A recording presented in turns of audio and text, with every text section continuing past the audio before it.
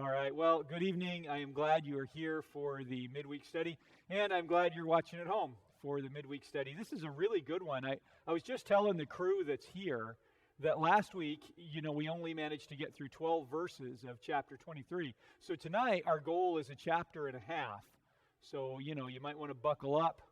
But before we get started on that grand adventure, let's stop and pray. Lord, how we thank you that you have given us this opportunity to study your word. And what we really want to know is what you have to say about it. We know that you have given us all of the principles and all of the pictures that we need to navigate this life to make it what you've intended it to be. So we pray that tonight we'll listen to you and hear you, and that we'll hear you speaking. We thank you, Lord. In Jesus' name, amen. One of the verses that we all really like in the Bible I actually mentioned on Sunday, and that's the verse that's Romans chapter 8, verse 28, which says, "All things work together for the good of those who love God and are called according to his purposes." I remember when I was in Bible college for the first time, we had a professor by the name of Knox who was teaching us the New Testament, and he told us that verse we have to be really careful with. Told us because it's really hard to interpret and understand. He said, when you look at the original language, which of course none of us knew as freshmen coming in, when you look at the original language, well, it's just really hard to tell where all the tenses go. He said, as far as who's doing the work, is the work happening and God's making it good, or is God doing the work and so therefore it's good, and all this kind of stuff. And I remember that, and I've had that in the back of my mind since I was 18 years old, sitting in Dr. Knox's New Testament survey class. And so I've never really dealt with that verse much because I always thought I didn't know how to deal with it. Well, I now know just enough Greek to be slightly dangerous, but not enough to really understand it. And so I thought, you know what? Let's take a look at that verse. And after reading it through a few times and listening to what a few other guys have to say about it and that kind of thing, I've determined that maybe Dr. Knox was just trying to scare us because it's not that difficult. What it says, essentially, is that, well, all things work together for the good of those who love God and are called according to his purposes. And understanding the tenses isn't actually that difficult because it seems like God's the one who's making it all work together. Really, a key understanding in that verse is the concept of synergy. Now, I'm sure have heard the term synergy because it was a real buzzword in the 90s in the business world. Everybody wanted to be synergistic, which I don't think is a real word, but they were trying to make one out of the word synergy. That's actually a Greek term, that term synergy. And it's the idea of multiple things working sometimes in different areas, sometimes even on different projects. But these multiple things are all working together for a common goal. I remember going to some business parks that had the name Synergy in their name. The Wilsonville Synergy Business Park. And the idea was all of the businesses in this park are working on different things. They're all focused on different aspects of business, but ultimately at the end of the day, they're all trying to get the same job done. They're all trying to produce the same technology or build the same rocket ships or sell to the same customers. Synergy. Well, it's the concept of Romans 8:28. And the idea is that for those who love God, and that you really have to explain, because that doesn't just mean they have an affinity for God or an interest in God or a desire to know God or even think that the God of the Bible is pretty cool, but that they genuinely love God, which means they've chosen him over themselves. They've chosen to say that God is more important than I am. And they've chosen to focus on who he is and not who they are, not who I am. And they've chosen to say his way is the right way and my way no longer exists. Jesus said it this way, deny yourself. That is, determine that you are no longer a citizen of your own existence. If you were a country, you are no longer a citizen of it.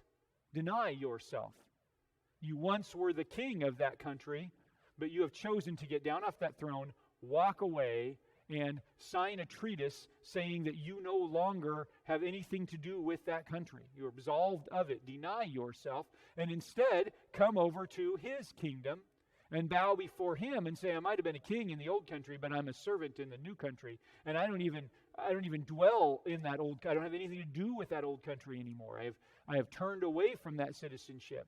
None of my interests any of my interests no longer are for that country. Any funds that I make, any taxes that I pay, any wars that I fight, any of those kinds of things are only about the new country. That's what it means to love God. To be totally and 100% for him. Living your life for his interests. Paul tells the church in Rome, in Romans chapter 8, that for those who have made that determination and taken those steps, now all things, it's a Greek word, pantos, it really just means everything. It really means all, no exclusions. All things, not just the good and bad of your life, not just the events that happen to you throughout the course of the day or the things you choose to be involved in or not, but everything, all that's involved. All of those things work together for now a common purpose. It's like I don't know if you guys have ever seen those weavers that weave rugs. In the Middle East, you can watch, you go home and you can look it up on YouTube like we were talking about earlier, and you can see people weaving rugs, and it's really amazing. They start by weaving this kind of a backing, and it's not very attractive. It's just usually brown kind of jute, just kind of a backing that they weave, and it's really loosely done, and it's fairly geometric, but there's really nothing to it. It's not attractive at all.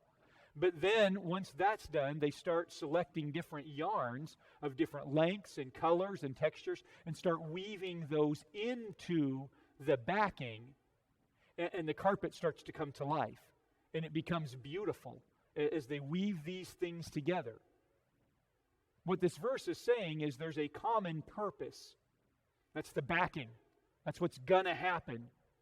And then all of the other things in existence, in God's existence, work together to make that backing fill out and come to life.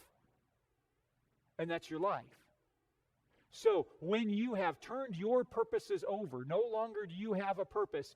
Your purposes are his purposes. Your kingdom no longer, now it's only his kingdom. Your life no longer, now it's his life. Then all of the things weave together to become that beautiful tapestry. All the things. All things work together for the good of those who love God and are called according to his purposes. Or, if you want to read it this way, God works all things together for the good of those who love him and are calling to his purposes. Same concept. That's hugely important to cling to if you're going to get through the vicissitudes of life, the ups and downs, the good things and the bad things. Because we like to think, well, the good things are blessing me and making me more like God, but the bad things, well, they're just bad things. Some people want to say, well, it's the bad things that are making me more like God. That's the sandpaper sanding off the rough edges. The good times, I got to be really careful. I might fall away from him. I have some friends that encourage me in the faith and some friends that draw me away from it. I've got to be very careful. Well, he tells us in Romans 8 that all of those things, if we are truly surrendered to Christ, you see, and not looking out for our own interests, well, then all of those things are working together synergistically. That's what that term working together is. They're working together in a synergy for the good of those who love him and are called according to his purposes. I could spend the rest of the time defining the good, but we got a chapter and a half to get through tonight. But if I'm truly surrendered to him, then the good is, Lord, your kingdom come. Your will be done. The good is seeing the advancement of his plans and purposes. That's really important to Paul right about now, because things hadn't been going real well for Paul. We talked about in Acts 22 and 23 how he had some high expectations of coming into Jerusalem and starting the greatest revival that's ever happened among Hebrews, and that didn't work. And he had some high expectations of how he was going to stand in front of the Sanhedrin and tell his brothers about the faith, and they were going to hear him and understand what he had to say, and all of them were going to experience the love of Christ, and they were all going to be redeemed. That didn't happen either. And as we talked about on Sunday, at the end of all that, he finds himself sitting in a Roman jail, a fairly clean one, but still a Roman jail, thinking, this didn't go real well. And we talked about Acts 23:11 on Sunday. If you missed that, you might want to go back on YouTube and look it up. We talked about Acts 23:11 on Sunday, how God himself came, the Lord himself came and stood by Paul and said, have courage, for as you've testified about me in Jerusalem, so it is necessary for you to testify about me in Rome. And how perhaps, we don't know, he might have made some bad choices in coming into Rome, but now he has reached a point of full surrender once again to God, and God is using that, weaving that into his tapestry, and using that to bring around the purposes of God. I make that long introduction because I see a real difference in Paul. There's a before Acts 23:11 Paul, and there's an after Acts 23:11 Paul. And the difference is really startling. You see him before Acts 23:11 going into towns like he's the man in charge.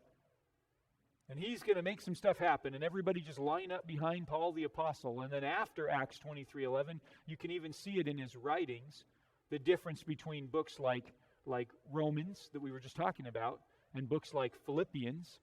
Romans, where he wrote in the comfort of his Ephesian Bible college, and Philippians that he wrote in the tremendous discomfort of a Roman jail. You can see a real difference in the man. He has reached a new point of surrender, where he says, you know what, Lord, if this is how it needs to be, I'm ready to go. For me to live as Christ and to die as gain. And if I can advance your purpose through living the kind of life you've given me to live, then let's do it. And if I can advance your purpose by being beaten to death, well, then I guess that's fine too. Whatever it's going to take, I'm fully surrendered to you. And we see that startling difference right off the bat. But before we get to read about that, we get to read what I think is probably the most comical section of the book of Acts, one of the funniest things in the New Testament. And we also get to see Paul be encouraged by what happens here and the love of God for him. And that starts in 23 verse 12. So let me read that for you and we'll start getting into the story. Verse 12, when it was morning, this was morning after the event in the Sanhedrin. Paul was brought before the Sanhedrin, and they tried to find something to charge him with, and there really wasn't anything. And he said, you don't like me because of my political affiliation, like we talked about last week, and it ended in great chaos. The following morning, the Jews formed a conspiracy and bound themselves under a curse not to eat or drink until they had killed Paul. This is called an anathema. That's what we refer to it as, and that's just a transliteration of the Greek term. They had determined that the thing that was most important to them was the end of Paul's life. And so they were kind of, either he dies or we die kind of a concept. We don't know who these Jews were. They were probably not members of the Sanhedrin, although it might have included some. They were likely Sadducees because of the political fallout that happened previously. But they're out to get him. Verse 13, there were more than 40 who had formed this plot. These men went to the chief priests and elders and said, we have bound ourselves under an anathema, a solemn curse, that we won't eat anything until we have killed Paul. So now, you, along with the Sanhedrin, make a request to the commander that he bring him down to you, as if you were going to investigate his case more thoroughly. But before he gets near, we are ready to kill him. It's the plot. Dun, dun, dun. Verse 16. But the son of Paul's sister, that would be his nephew, hearing about their ambush, came and entered the barracks and reported it to Paul. Now hold on a second. I think that's totally cool. First of all, we didn't even know Paul had a sister or a nephew, but it turns out he does. Secondly, we find out that Paul and his sister are on really good terms. Now, to me, that means one thing. His sister must know Christ as well. Because if his sister was just a really good Jew, and Paul has gone off to Christianity, she's going to excommunicate the guy from her family. But no, she's still involved in his life. I think that's pretty cool, that he's got family that's Christians as well. And based on what we're about to see, that the nephew was kind of hanging around, the brother-in-law of Paul had to have been somebody fairly important with access to the Sanhedrin. The picture would be that the brother is either a member of the Sanhedrin, which is possible, or perhaps is some sort of servant and is hanging around there in some capacity with the members of the Sanhedrin, and he's brought his son along to work and showing his son what his future will likely look like. And the son somehow overhears this plot. This is actually really cool. We like to think of it as an amazing coincidence that this young man managed to overhear this. That somehow the young man managed to be in the right place at the right time to hear this obviously very secret conversation. This isn't the kind of thing that would have been discussed publicly. It was highly illegal. It was incredibly unethical. It was very immoral. And it was also not biblical. It was against Jewish law, what these guys are planning, and putting themselves under this curse was a violation of the law of Moses. This isn't the kind of thing that you'd go about and make signs for. This was very quietly discussed among a couple of specific individuals, Ananias probably being one of them. Get Paul back down here and we're going to do him in. And somehow this young man managed to be in the right place at the right time. Based on the text, we'd have to guess that he's somewhere in the range of 9 or 10 years old. He is not yet considered a full-fledged male of society, so he's younger than 12 or 13. It looks like he's got to be around 9 or 10. And he's just in the right place at the right time to hear the story and to hear intimate details of it. That's what we like to call a coincidence. That's what we like to call God working all things together for the good of those who call him, who love him and are called according to his purpose. So the son of Paul's sister, hearing about their ambush, came into the barracks. He came to the jail to report it to Paul. Paul called one of the centurions and said, "Take this young man to the commander because he has something to report to him." Paul did not report it himself. You need eyewitness testimony in this case. Paul also didn't tell one of the centurions because you really don't know who your friends are. But the commander, Lysias, had been charged with protecting this man. He really had two jobs, this commander. We talked about it last week. One of them is keeping riots from happening, and another is protecting Roman citizens who happened to be in and around the area there. Paul was a Roman citizen. Paul felt that he could trust Lysias, so he said, "Take this young man to the commander. He'll report it directly to him." So the centurion, verse 18, took the young man to the commander and said, "The prisoner Paul called me and asked me to bring this young man to you because he has something to tell you." The commander took him by the hand, led him aside, and inquired privately. That's some really cool detail right there. The young man is young enough that the commander took a real interest in his own safety. That's really cool. He's not going to let him say whatever it is he has to say out in public for fear for the young man, that somebody would hear it and cause a problem, and that's really cool. It shows an almost tenderness as he leads him aside. Says, "Come on over here, nothing to be afraid of. I know all these big soldiers look really mean and all that, but come with me, it'll be okay. Come on over here aside and we'll talk privately over here." That's just really cool, a neat little detail. He took him aside and inquired privately, "What is it you have to report to me?" The young man is totally emboldened. I love this, verse 20. "The Jews," he said, "have agreed to ask you to bring Paul down to the Sanhedrin tomorrow, as though they're going to hold a somewhat more careful inquiry about him. Don't let them persuade you." Don't you love his boldness? "Don't let them persuade you, because there are more than 40 of them lying in ambush, men who have bound themselves under a curse not to eat or drink until they have killed him. Now they are ready, waiting for your consent." So, verse 22, the commander dismissed the young man and instructed him, "Don't tell anyone that you have informed me about this."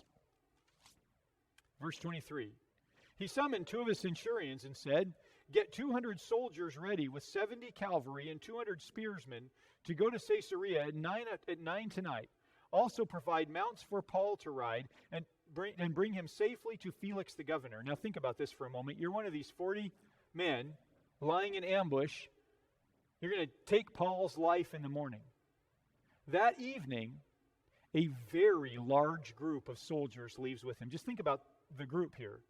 There are 70 cavalry, so those are soldiers on horses. These were the high-ranking soldiers, the high, well-trained soldiers. They would be the equivalent of Air Force captains flying F-15s in our lingo. There's 70 of them. They were the most feared and fastest fighting men on the planet at the time. Roman cavalrymen, 70 of them. 200 infantrymen. You might have heard about Roman infantrymen. They were an incredibly feared force. They would line up in groups of 8 or 12, and they would put their spears, or pardon me, their shields around them like a turtle shell, and just walk right through the battle, right up to whoever was the commander of the other side, and just take him down. They were an incredibly powerful, well-trained, and highly paid and feared force, the infantry. And then spearsmen, 200 spearsmen. Now, the spears corps were brought in about 200 years prior to this because there were a lot of lesser people who weren't high-ranking enough in society to be infantrymen. Freedmen who used to be slaves and people who were joining with the Roman army but weren't actually Romans. They wanted to join the Roman army and fight too. And so the Roman developed these spears corps, and the idea behind them was they would take minimal training and give them a great big spear, and they would lead the charge. They were going to die right away, most of them, but they would lead the charge into the battle, and the idea was they would take down as many of the other guys as they could before the real army got there. But Rome figured out that these spearsmen could be a real strength. And so what they trained them to do was run out in battle a number of yards ahead of the coming infantry and cavalry, but before the other line got there, and to get down on one knee and to hold their spear on an angle, so they would make themselves into a V, hold their spear on an angle about this high, so that as the other infantry came running at them, the first thing they would meet was this line of spears that would just take down the entire enemy's front lines. And over time, it became a prestigious position to be a spearsman. And some of these guys could throw a spear a couple hundred yards like a missile. So not only would they sit there in a V with this thing, but they could, like a javelin, throw it like a missile. It was an impressive force. So there's 200 of them, 200 infantrymen, and 70 cavalrymen. And right in the middle is Paul on a horse. You didn't move soldiers on a horse. You made them walk. So these 40 Jews, as well as the rest of the city of Jerusalem, are seeing Paul treated like a king, like a protected, important man who's being protected by a small army. 470 of the highest trained, highest paid soldiers on the planet are gathered around him in the middle on a nice horse, being paraded out of town. I bet they were hungry, those 40 guys that said they weren't going to eat or drink until they'd killed him. It's going to be a long time now as he's paraded out. I think that's absolutely hilarious. All things work together for good. There's this plot against Paul's life.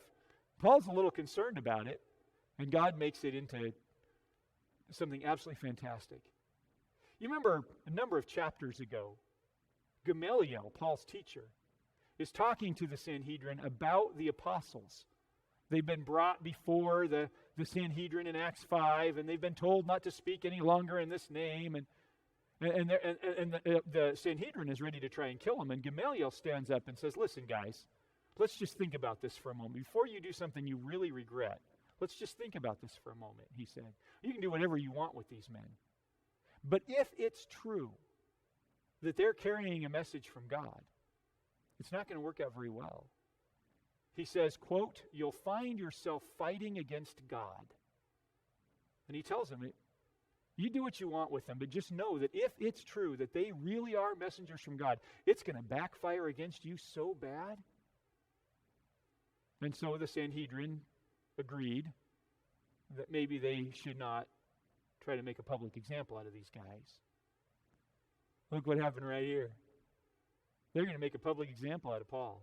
They're going to drag him out of town and throw rocks at him till he died. 40 of them waiting to ambush him. I think they found themselves fighting against God in a major way, backfired on them, and the whole town knows that the man that the Sanhedrin pulled in front of them is protected by a small Roman army. All of a sudden, the tables have turned. Now it's working out in Paul's favor. Lysias, the commander, sent a letter along, starting in verse 24. Also, provide mounts for Paul to ride and bring him safely to Felix, the governor. We're going to talk about Felix in a few minutes. He was not a cat, by the way. I've heard he was a rat, but not a cat. Verse 25, he wrote the following letter. He wrote the following letter. So that's what mine says. It really means he wrote a letter to this effect. This is not necessarily a copy of the actual letter. The idea would be that Luke was there at the reading of the letter and wrote down what it said. He didn't copy it word for word. But it went basically like this. And the letter sounds very much like the kind of letter that a Roman soldier would have written in Greek to a superior. I wrote the following letter. Claudius Lysias, to the most excellent governor Felix, greetings. When this man had been seized by the Jews and was about to be killed by them, I arrived with my troops and rescued him, because I learned that he is a Roman citizen. Is that what happened? I mean, is that really what happened? I mean, it's kind of what happened, but that's not real. Matter of fact of the matter is he had Paul stretched out. He was going to whip him to death, and then he found out he was a Roman citizen. But it sure looks better for Claudius, so for Claudius Lysias, that sounds better, so we'll just go with that. Well, I arrived, and I rescued him because he's a Roman citizen. Verse 28, wanting to know the charge they were accusing him of, I brought him down to their Sanhedrin. I found out that the accusations were concerning questions of their law, and that there was no charge that merited death or imprisonment.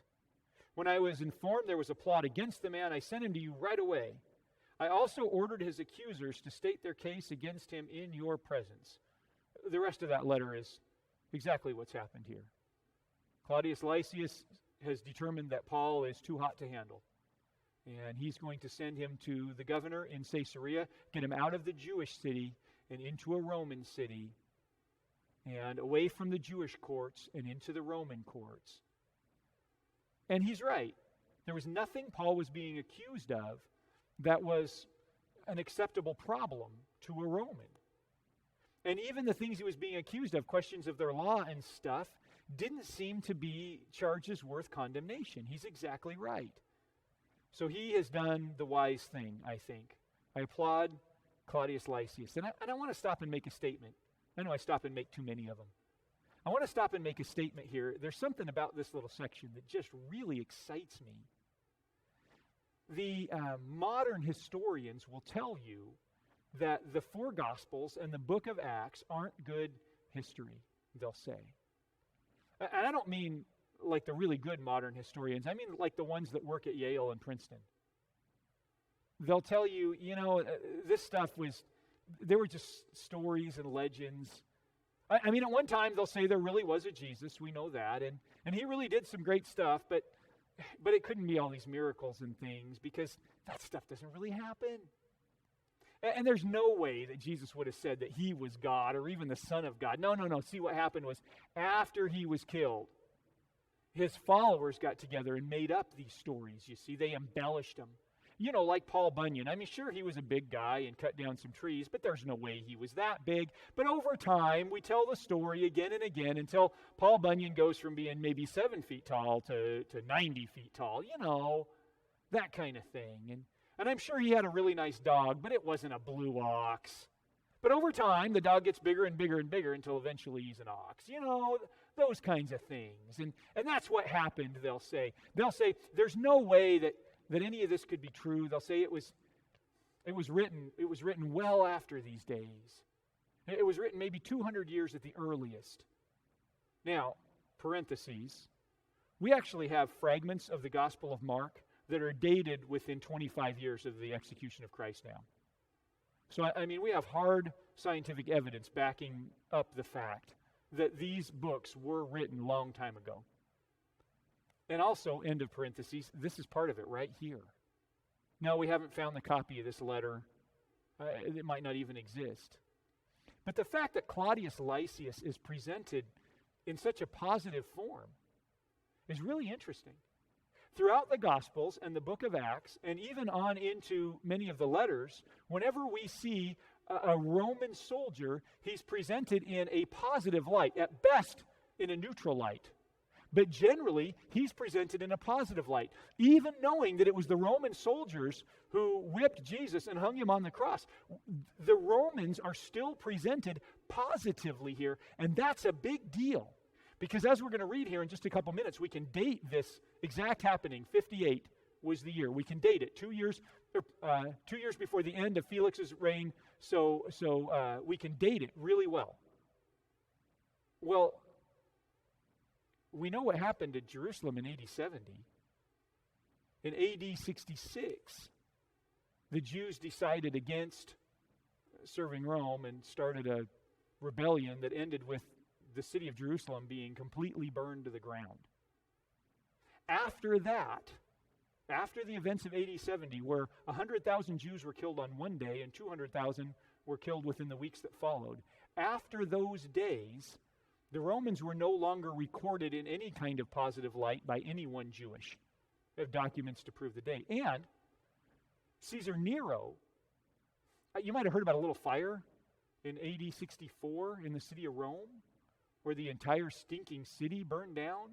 Well, Caesar Nero sat on his palace and played his fiddle. And then the days following the fire, he began mapping out his new palace on some of the charred remains of people's houses. Not a real popular guy. Well, he needed somebody to blame for the fire because he was taking all the hit for it. So he said in AD 64, it's the Christians. It's those Christians. We ran the Jews out of Rome, but we didn't run the Christians out, and we should have because the Christians started the fire. It was the Christians. Well, people needed somebody to blame, and they couldn't blame Nero because, well, he was the emperor. So they said, okay, yeah, fine, it was the Christians. And after AD 64, we see the writings that Christians wrote about Roman people becoming suddenly much more negative, especially as they referred to the Roman government and Roman soldiers, because now they're rounding up Christians just to execute them for fun. So, this positive portrayal of Claudius Lysias would have been very different if it would have been written between 64 AD and 313 AD when Constantine said Christianity is okay with me. It would have been very different if it would have been written during the time frame that liberal historians will tell you it was written in. So that tells us it had to have been written before 64 AD. It had to have been not only written, but circulated among the churches where it had been read enough that there were enough copies of it that we still have copies of it today. Okay, cool. So that means it had to have been written at least 62. At the latest, 62, which means that the Gospel of Luke, which Luke specifically tells us was written before that, had to have been written at least prior, no later than 60 AD, probably earlier than that. So if it was written 60 AD, that's within 30 years of the life of Christ, and in the world of ancient history or classical history, that's as though it was written the same day. And that's fantastic to me. And this little piece of evidence, and this little bit about Claudius Lysias, says tremendous volumes about the veracity of what we're reading. Because if this was written in 62 AD, let's just go with that, and it was widely circulated in the church, and it's incorrect, there were a lot of witnesses to say it was wrong. Because that would have been within about 4 years of the happening, you see. And it would have been real easy for a group of Sanhedrin Jews or a group of Roman leaders to stand up and say, that's not how it happened. Those Christians are making up stories. But no, nobody stood up to refute any of the book of Acts during that time, even though it was written virtually as the events were happening. Do you see how important this little piece is? All things work together for good. Even a little copy of a letter about a guy named Claudius Lysias. That just gives me chills. That's awesome. I know it's not the HVAC giving me chills because it's not on yet. Verse 31, so the soldiers took Paul during the night and brought him to Antipatris as they were ordered. The next day they returned to the barracks, allowing the cavalry to go on with him. Here's what happens. There's about 60 miles between Jerusalem and Caesarea on the road that the Romans would take. Antipatris is only about 20 miles out, but it's totally out of Jewish jurisdiction at that point. And it's out in an area that's wide open and flat, so you can't really have an ambush anymore. So 470 soldiers left. They went the first 20 miles or so to this Antipatris, and then they stopped for the night. Remember, they left late at night. So they stopped for the rest. They didn't have headlights. Traveling at night was difficult. So they stopped for the rest of the night. The following morning, they determined that he's fine now, that the parade has happened, the statement has been made, so those 400 soldiers are needed back in Jerusalem in case there's another riot. which, knowing the Jews, there's probably going to be. So they turn around and go back, and the 70 soldiers, the cavalrymen, continue on with Paul the rest of the way.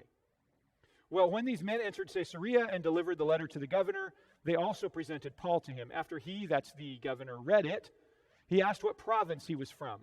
When he learned he was from Cilicia, which is a Roman province, so the fact that he's a Roman citizen has been established. They can go investigate in Cilicia and see. If he would have said he was from an area that wasn't a Roman province, say he was from Syria, not a Roman province, well, then the fact that he might be a Roman citizen is going to be impossible to establish. But he says, I'm from Cilicia. Okay, now the governor can send letters, ask the right questions, and verify his identity.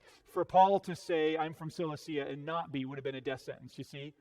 So Paul's basically showing him his ID card, his voter ID. Anyway, he was from Cilicia. He said, I will give you a hearing whenever your accusers get here. And he ordered that Paul be kept under guard in Herod's palace. That was a nice place. He didn't order that Paul be kept under guard in prison. He could have. They had them in Caesarea. They had a big Roman barracks and a big prison there. He could have ordered that he be kept in the dungeon. But instead, he's ordered that he's kept in Herod's palace. Well, that's where Herod used to live when there was King Herod. Remember the one that killed all the babies? That was the palace that he had built. And it was beautiful. And to be kept under guard there is kind of like being told the doorman is watching at the Caesarea Hilton. I mean, he had a tremendous amount of freedom. His friends could come see him. He could go out on the beach and hang out at the beach as long as he made it back in time. As long as the guard knew where he was or went with him, as the case might be. There's a lot of different theories about what this would have looked like, but the worst it would have been was he would have been assigned a room in the Hilton, told he needed to be in there at lights out time, otherwise he had the charge of the hotel, if you will. That would have been the worst it would have been. So, it's pretty cushy. There's servants there to wait on him, dinner prepared. I mean, if you got to be in jail, this is the way to be in jail. Felix was taking it very seriously that he was a Roman citizen, and he's not going to mistreat this guy, especially because Felix didn't have a very high view of the Jews. Felix was an interesting guy. His name was, hold on, let me find him. His whole name was Marcus Antonius Felix, and he was born a slave.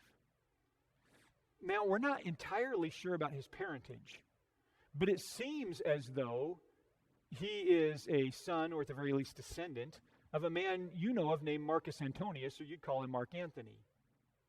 He was a descendant of this guy. Tacitus, who did a really good history on him, said that he was a descendant of the king of Arcadia, and gives him a pretty important person for his mom. But the thing of it is, he was born a slave. So it would seem that Marcus Antonius, get ready for a big gasp here, was not the most virtuous kind of guy, and kept a few mistresses, some of whom were slaves.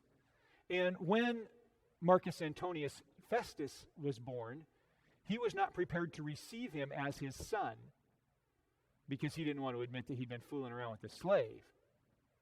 Now, Marcus Antonius Festus had a brother called Marcus Antonius Pallas, Pallas, and he was a freedman.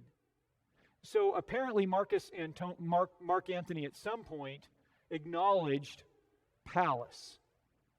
And he actually gave him a really good job. Pallas worked his way up in the Roman system, in the city of Rome, until he became the treasurer of the national treasury under Emperor Claudius. That's a high-ranking position, the highest-ranking position of a freedman at the time. And Pallas was known for being wise and shrewd, and so he was a really important advisor to Claudius, this guy Pallas. He was concerned about his little brother, Felix, from the very beginning.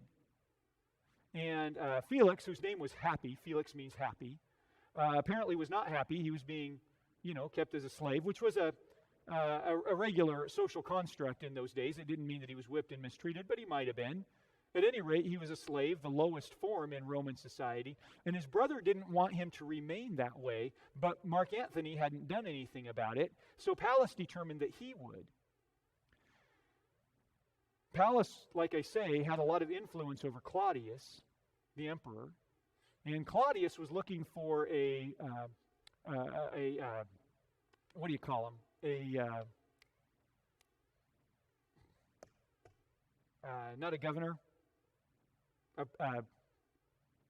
another guy, lesser governor, procurator, in the region that now has Galilee as a part of it, part of Idumea. He needed a guy to come and be over that area. He had a guy in Syria, and he needed a guy in Galilee, and there was no governor over that area at the time. It was just these I can't say it. It just won't come off of my mouth, but these procurators that were over those areas at that time. He needed a guy for that job, and it was a job nobody wanted, because that was about as backwater as you could get. There was no real political strength in it. You weren't going to go anywhere if you had that job, and you were governing Jews and Idumeans who were known for being ungovernable. Somebody had to do it. And Pallas said, you know what? I know a guy who's a really good administrator, and he doesn't take no guff off of anybody. It's my brother, Felix, who, by the way, is a descendant of Mark Antony. And Claudius said, great, we'll take that guy, not necessarily realizing that he was promoting a slave to be what we would call today a mayor or a governor.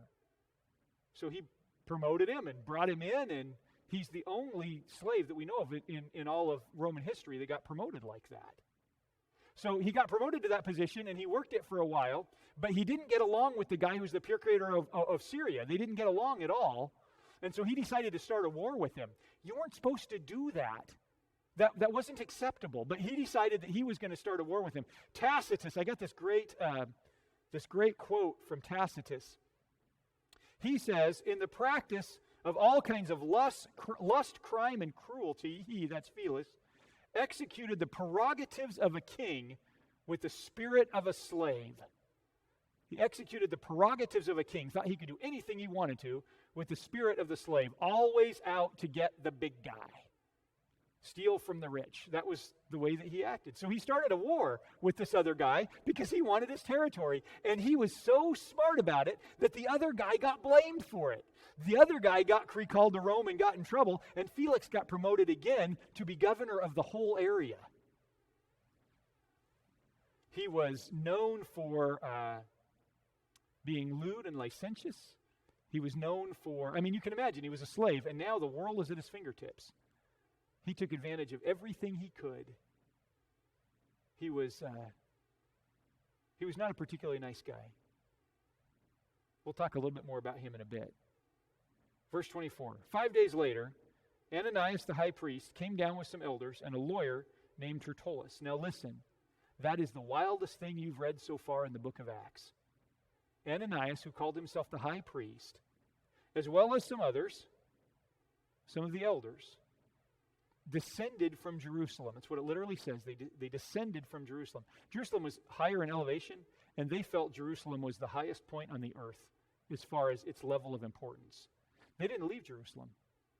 Why would they ever leave Jerusalem? To get to Jerusalem is the goal. And once you're there, you stay. To be a leader in Jerusalem is the goal. To descend and to go to another governor, they felt like that governor served them.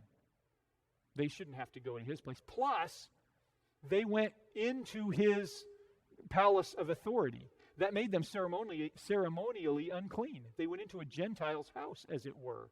They dirtied themselves. They descended and dirtied themselves. That's humiliating.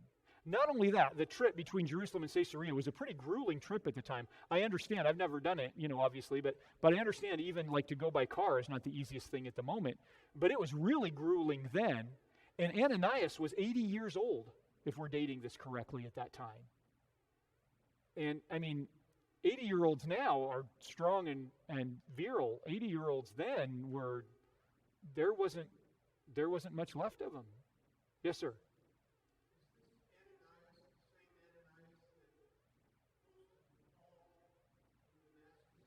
No, totally different Ananias. There's quite a few of them.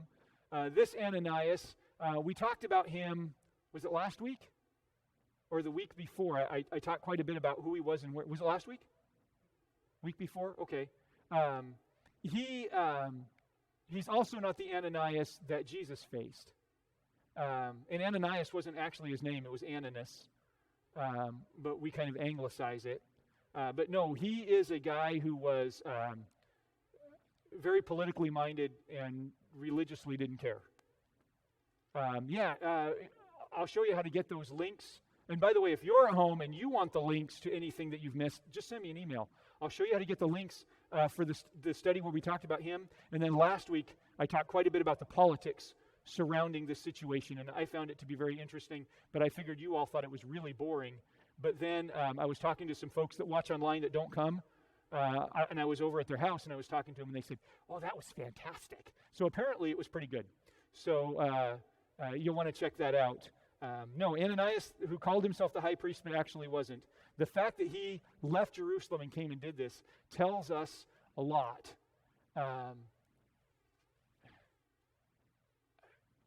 What's the motivation?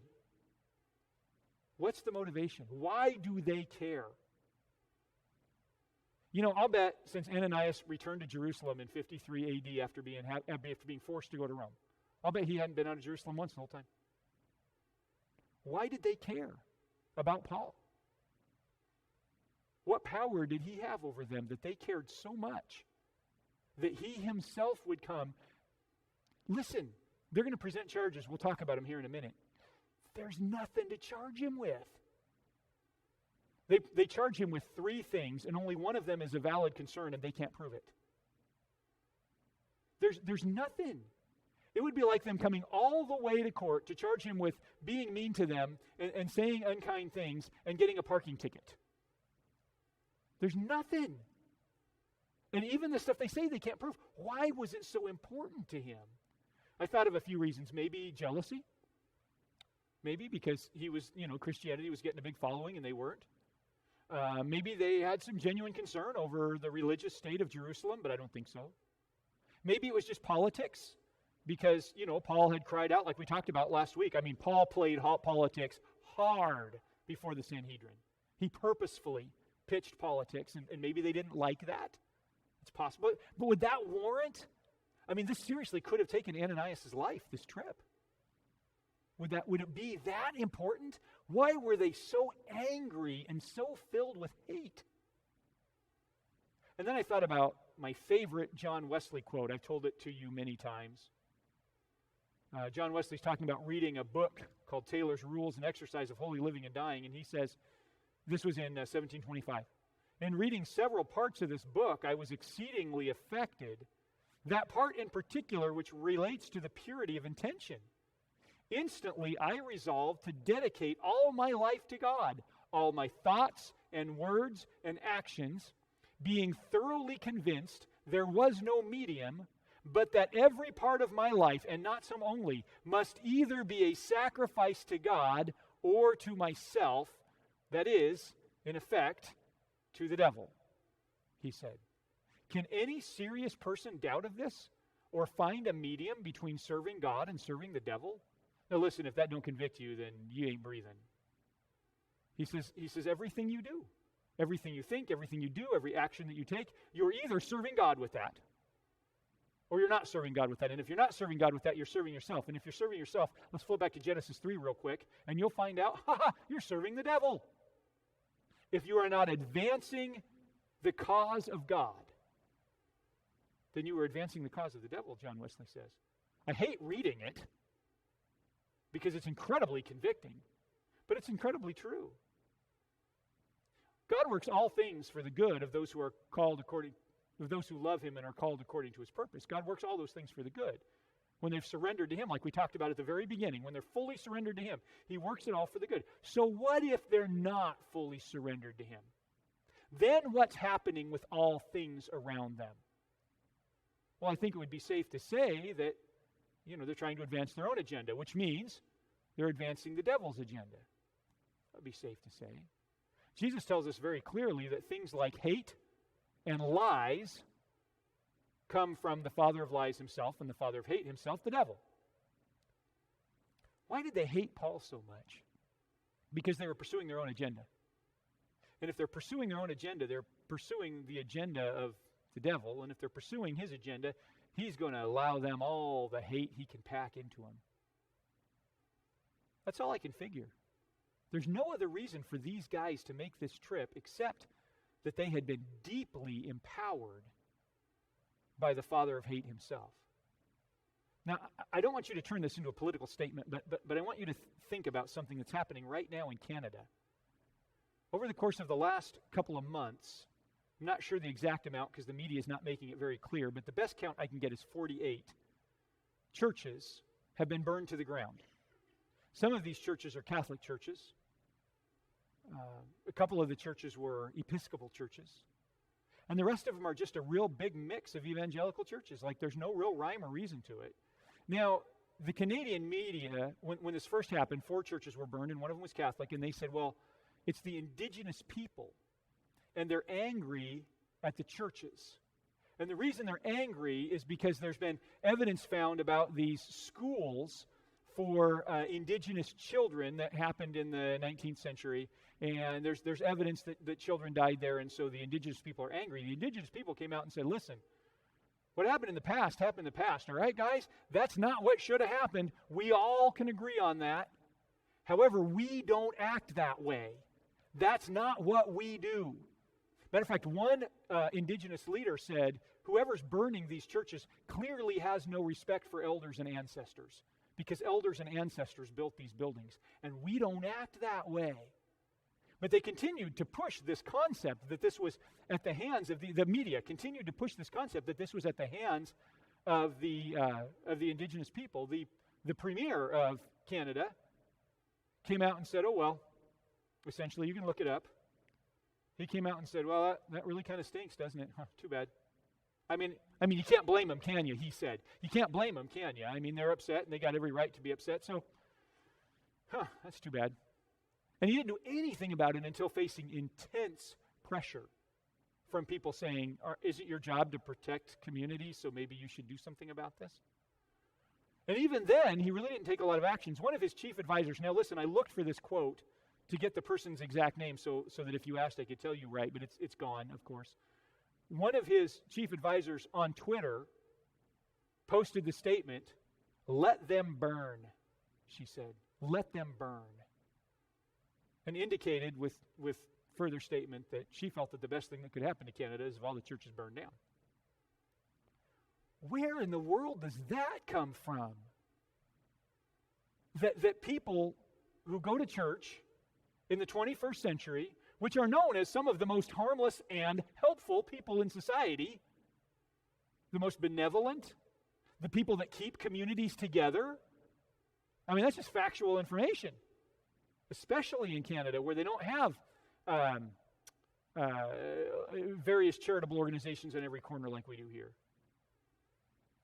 Where does it come from that there would be that much hate against these people that when their facilities are burning down at great cost and peril to the community and real danger of causing tremendous death, that government leaders would say, oh, well, or just let them burn? All I can figure is that that's just the natural consequences of seeking your own agenda. Now, I say that not so you can get really mad at Canada, okay? Or to decide that all the people up there are horrible. That's not why I'm telling you that. Why I'm telling you that is because 100 years ago, Canada was considered a Christian nation. 57% of the people in Canada today consider themselves Christian people. What in the world happened? I tell you that as a warning that if we don't follow what John Wesley is saying here and let all of our lives become service to God and Him only, then we run the risk of opening ourselves up to becoming filled with that kind of hatred. And that's not okay. That's not what God intended. And I could preach on that for a while. But we're going to keep moving because we're not going to make the whole chapter tonight. Well, back to verse 1 there in 24. Tertullus. Tertullus was known as the man with the golden throat. It was not because he wore chains like Mr. T, but because he was an amazing orator. He was the most famous legal orator in all of Jerusalem and in Judea. oration was the thing in those days. You know, these days a really good lawyer presents great evidence. In those days, a really good lawyer presented great oration and made convincing arguments by sounding convincing. And this guy was the best of them. They hired Perry Mason to come and take on this case. Well, these men presented their case against Paul to the governor. When Paul was called in, you know, Roman law was pretty good for Roman citizen. If there's going to be a case like this, then the accusers show up and the defenders show up. It's the accuser's responsibility to make their case. It's the whole guilty until proven innocent concept. The defendant doesn't have to provide the preponderance of evidence that he's not guilty. Rather, the accusers have to provide the preponderance of evidence that he is guilty. Does that make sense? So we'll see how that plays out. So, when Paul was called in, Tertullius began to accuse him and said, quote, "We enjoy great peace because of you, and reforms are taking place for the benefit of this nation because of your foresight. We acknowledge this in every way and everywhere, most excellent Felix, with utmost gratitude." I hope you're wearing your cowboy boots. That is the biggest bald-faced lie. There is absolutely no truth to the statements that Tertullus made. It is 100% complete, dishonest flattery. That's all it is. That's all it is. They hated this man. "We enjoy great peace because of you." Remember how I told you he created a war? They didn't enjoy peace. Everywhere this man went, he was brutal, ridiculously brutal to the Jews. He did not like them. And the reason there was all of these soldiers waiting there outside the temple in Jerusalem was because if they did anything he didn't like, the soldiers had complete reign to just come down and kill them. Matter of fact, that's what lost him his job. He got mad at some Jews in Caesarea, killed some of them, and then set the soldiers loose in the city with the orders to bludgeon every Jewish male to death and rape every Jewish female. That they didn't like that back at the Senate in Rome, and that lost him his job. They did not enjoy peace under him. It was a mess. And reforms are taking place for the benefit of this nation because of your foresight. Yeah, reforms were taking place. Reforms in paying more taxes. They weren't reforms that did the Jews any good. They were reforms that tightened the noose around Judea tighter and tighter and tighter until they were crying out to the Senate for relief. They hated this guy. We acknowledge this in every way and everywhere. Yeah, they acknowledged that he was a pain, but not that he did anything good for them. Most excellent Felix. With utmost gratitude. It was a common theme for the Sanhedrin to write letters to the Senate asking to have the man removed. This was a very common theme. Tertullus is, you know, a lot of times if you're going to flatter somebody, you at least bank on something that might be true. You know, "Hey, I really like your shirt," you say, because you can't stand anything else about them. Right? Not here. Let's see if it worked. Verse 4, "But so that I will not burden you any further, I request that you would be kind enough to give us a brief hearing."